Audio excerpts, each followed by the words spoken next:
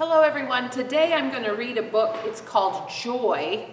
It's by Corrine Avarice and Isabel Falleth. And that's cool because the third Sunday of Advent is about joy. Fern loved Nana. She loved her butterfly cakes, her mantelpiece mice, and her cat Snowball. There are her mice. Most of all, she loved her smile. But recently, Nana had stopped baking cakes. The mice were dusty, and Snowball was more like a ball of fuzz. Worst of all, Nana hardly ever smiled. "What's wrong with Nana?" Fern asked her mother. "I don't know," Mom replied. "It's like the joy has gone out of her life." "What's joy?" asked Fern. "Joy is what makes your heart happy and your eyes twinkle. Like when we all dance after dinner, or when I get the giggles with Ernie, or when I go whooshing down a slide." "Yes, a great big whoosh," said Mom.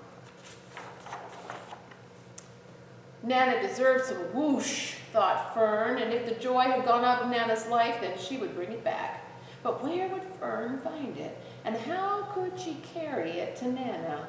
She searched the house for a catching kit, a can, a paper bag, a saucepan, a box with no lid, a lid with no box, a fishing net, and a pointy stick. Into Fern's catching bag it all went.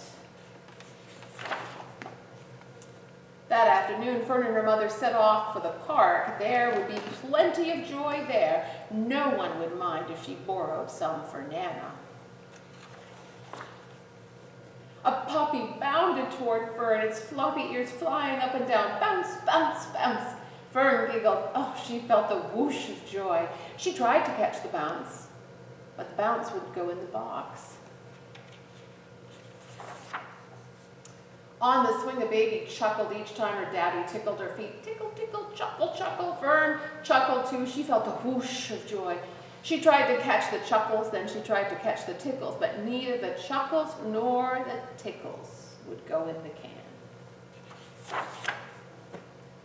When Fern reached the duck pond, a shimmer of sun sparkles rippled across the water. Fern smiled. She felt the whoosh of joy. Nana would love this, she thought. She tried to catch the sparkles, first with the fishing net, then with her paper bag, finally with a scoop from her saucepan. But the sparkles just disappeared. Finding joy was easy, but catching it was hard. Fern walked home with heavy feet. She loved Nana and wanted to bring joy back into her life, but her catching bag was empty. Nana was snoozing in her chair. Fern laid her head on her arm. "What's the matter?" asked Nana. "I wanted to catch some joy for you, but couldn't," said Fern sadly. Fern told Nana about all the things she had seen. To Fern's surprise, Nana smiled. It was the biggest, widest whoosh of a smile Fern had ever seen. "You don't need a can or a box or a net to bring me joy," Nana said. "You bring me all the joy in the world just by being you." The next day, Fern took Nana to the park. Whoosh! Together they found joy in the most unusual places.